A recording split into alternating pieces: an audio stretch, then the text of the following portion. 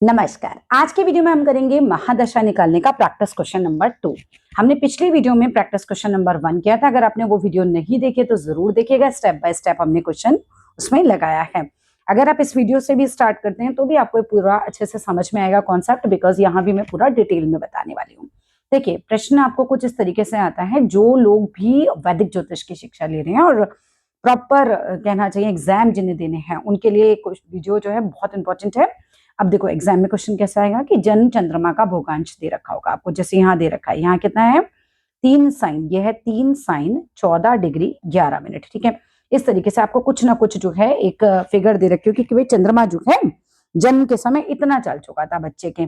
अब आप बताओ एक बच्चे को महादशा कितनी मिलेगी, तो आपको महादशा गणना कैसे कैसे करनी है कि आपको ये भी पता लगाना है कि भाई किस ग्रह की महादशा बच्चे को जन्म के समय मिलेगी, और आपको ये भी पता लगाना है कि वो कितनी महादशा मिलेगी, क्योंकि चंद्रमा ऐसा तो है नहीं एग्जैक्टली उसी पॉइंट पर आया होगा। मान लो केतु की है तो ऐसा तो है नहीं कि केतु में बिल्कुल जन्म के समय ही प्रवेश किया होगा।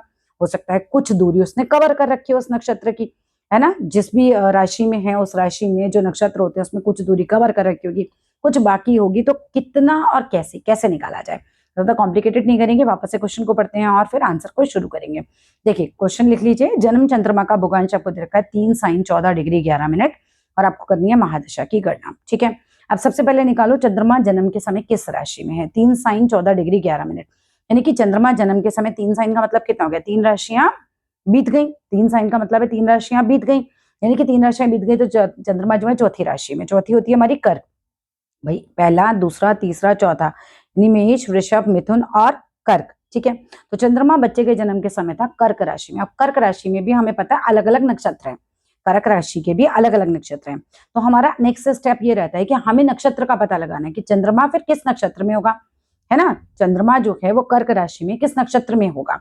अब चंद्रमा का नक्षत्र कैसे निकालेंगे कि देखिए आपको राशियों के नंबर लिखने होते हैं। हमने पिछली वीडियो में भी किया था 1 2 3 4 5 6 7 8 9 10 11 12, इस तरीके से आप लाइन से नंबर लिख लीजिए। फिर नीचे एक फॉर्मूला लिखिए 2r-1, बीच की लाइन में लिखिए 2r और थर्ड लाइन में लिखिए 2r+1। ये फॉर्मूला आपने लिख लिया। यहाँ r का मतलब है राशि का नंबर, राशि नंबर। ठीक है, अब यहाँ पर ये चरण लिखे हुए हैं कि किसके कितने चरण पड़ेंगे। इसको जैसे ही हम आएंगे तो समझ लेंगे, बस आप इसको ऐसे उतार लीजिए कि 4 3 2 1 4 4 4 1 2 3 4, इस तरीके से चरण पड़ेंगे। अब आओ क्वेश्चन की तरफ कि चंद्रमा जो है हमें ये पता है कि कर्क राशि में, इस फॉर्मूले को लगाना कैसे है। 4 नंबर का मतलब हो गया फॉर्मूला लगेगा 2r-1 वाला। ठीक है, 2r का मतलब है राशि नंबर है 4, तो 2 इंटू 4, 2r का मतलब 2 इंटू 4, तो 2 4 8 हो गया। अब -1 करना है यानी कि 7। अब नक्षत्र संख्या आ गई मेरे पास। इस फॉर्मूले से क्या आएगी मेरी नक्षत्र संख्या, इस फॉर्मूले से मेरी क्या आएगी नक्षत्र की संख्या आ जाएगी। तो नक्षत्र संख्या पड़ेगी हमारी कर्क राशि में 7 8 9। 7वें नंबर का नक्षत्र है पुनर्वसु, 8वें नंबर का है पुष्य और 9वें नंबर का होता है अश्लेषा। नक्षत्र आपको संख्या के साथ याद होने चाहिए। ठीक है, 7वें नंबर का पुनर्वसु, 8वें नंबर का पुष्य, 9वें नंबर का अश्लेषा नक्षत्र है। नक्षत्र संख्या निकालने के बाद आप देखो चरण कौन कौन से पड़ेंगे। तो चरण के लिए आप देखिए 4 8 और 12 जब राशियां होती हैं तो चरण पड़ेंगे आपके 1 4 4 के, यानी कि पुनर्वसु का नक्षत्र का चरण पड़ेगा 1, पुष्य का पड़ेगा 4 चरण और अश्लेषा के पड़ेंगे 4 चरण। ठीक है, ये वाली लाइन आपकी चलेगी इस तरीके से। अब आप देखो एक चरण कितने से कितने डिग्री का होता है, 0 डिग्री से 3 डिग्री 20 मिनट का होता है। तो यहां पर 0 से 3 डिग्री 20 मिनट। पुष्य में आएंगे 4 चरण, 4 चरण होंगे 3 डिग्री 20 मिनट से शुरू होके 16 डिग्री 40 मिनट तक। 4 चरण कितने होते हैं 13 डिग्री 20 मिनट के होते हैं ना। तो 3 डिग्री 20 मिनट में 13 डिग्री 20 मिनट हमने प्लस किया तो 16 डिग्री 40 मिनट आ गया। 16 डिग्री 40 मिनट में फिर आपने प्लस करना है 13 डिग्री 20 मिनट, तो आपका जाएगा 30 डिग्री। ठीक है, तो 16 40 से 30 डिग्री तक का अश्लेषा में आ जाएगा। तो पुष्य पुनर्वसु पुष्य अश्लेषा आपको चरण भी समझ में आ गया। अब आप देखो कि आपका जो डिग्री आपको दिया हुआ है क्वेश्चन में, मैं यहाँ लिख देती हूँ कि क्या दे रखी है इन्फॉर्मेशन। आपको दे रखा है 3 साइन 14 डिग्री 11 मिनट। अभी तक हमने निकाल लिया कि हमारी राशि पता चल गई, 3 साइन का मतलब कर्क राशि है। हमें नक्षत्र पता चल गए 7वें 8वें 9वें नक्षत्र में कहीं चंद्रमा है। अब हमें देखना है कि चंद्रमा इन तीनों में से कौन सा नक्षत्र में है। हमने नक्षत्र संख्या निकाल ली ऊपर वाले फॉर्मूले से, ये 2r-1 2r से 2r+1 से। नक्षत्र संख्या निकलने के बाद आप देखो चरण। अब यहाँ पर देखो चंद्रमा की स्थिति क्या है, कहाँ होगा चंद्रमा, 14 डिग्री किसके बीच में आएगा, यहाँ आएगा ना। तो चंद्रमा होगा पुष्य नक्षत्र में, पुष्य नक्षत्र में होगा। और टोटल पुष्य नक्षत्र में कितना चलना है उसको, 16 डिग्री 40 मिनट तक जाना है।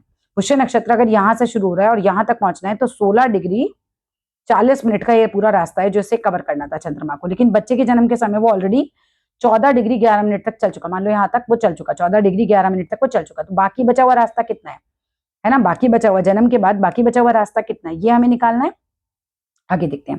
चंद्रमा पुष्य नक्षत्र में है। पुष्य नक्षत्र के स्वामी शनि ग्रह होते हैं। ये नक्षत्रों के स्वामी आपको याद होने चाहिए। पुष्य नक्षत्र के स्वामी होते हैं शनि ग्रह। इसके लिए हमने ऑलरेडी एक वीडियो अपलोड कर रखी है, कौन से नक्षत्र के कौन से स्वामी होते हैं और नक्षत्र कैसे निकालते हैं। शनि की महादशा होती है 19 वर्ष की। जन्म के समय चंद्रमा ऑलरेडी चल चुका है 14 डिग्री 11 मिनट तक। तो चलना कितना बाकी है, हमने कहा पूरा रास्ता है 16 डिग्री 40 मिनट का। 14 डिग्री 11 मिनट वो ऑलरेडी चल चुका है, बचा रास्ता माइनस करके निकाल लेंगे। तो 2 डिग्री 29 मिनट आ गया। 2 डिग्री को आप पहले मिनट में चेंज करेंगे, 60 से मल्टीप्लाई करके चेंज करते हैं। 60 से मल्टीप्लाई करके आएगा 120 मिनट और 29 मिनट ऑलरेडी हमारे पास थे। ठीक है, हमने इन दोनों को चेंज किया, 149 मिनट आ गए। 2 डिग्री को मैंने मिनट में चेंज किया, 120 मिनट आए। 120 मिनट में 29 मिनट्स ये प्लस किया, 149 मिनट्स आए। अब जितना चलना हमने पिछले वीडियो में फॉर्मूला कर लिया था, इसलिए थोड़ा सा मैं स्पीड में पढ़ा रही हूँ। उसमें 149 मिनट्स चलना बाकी है, इतना चलना बाकी है जन्म के बाद चंद्रमा को। ठीक है, मान लीजिए आपका रास्ता यहाँ से यहाँ तक है, जब बच्चे का जन्म हुआ तो चंद्रमा यहाँ तक आ चुका था, बस इतना चलना बाकी है। ये कितना है, 149 मिनट्स का रास्ता है ये बचा हुआ। 149 मिनट्स, ये डिस्टेंस बताते हैं ये वाले मिनट। ठीक है, इतना चलना बाकी है, डिवाइडेड बाय टोटल कितना चलना होता है 800 मिनट। ये पूरा रास्ता जो होता है वो होता है 800 मिनट का, मल्टीप्लाइड बाय 19 साल जितने की महादशा मिलेगी। इसके बाद आपको कैलकुलेटर का यूज करना है। जो पहला आपका आएगा यहाँ पॉइंट से पहले की संख्या वो आता है वर्ष। इसके बाद जो पॉइंट के बाद आएगा उसे 12 से मल्टीप्लाई करेंगे, क्योंकि अब हमें महीनों में निकालना है। फिर पॉइंट के पहले जो आएंगे वो आएंगे महीने। फिर पॉइंट के बाद जो आपको मल्टीप्लाई करना है 30 से, और अब जो आएगा वो आपका पॉइंट के पहले वाले एक्चुअली वो आने थे दिन, लेकिन 0.95 है तो हमने क्या किया, इसे राउंड ऑफ करके टोटल 14 दिन कर दिए।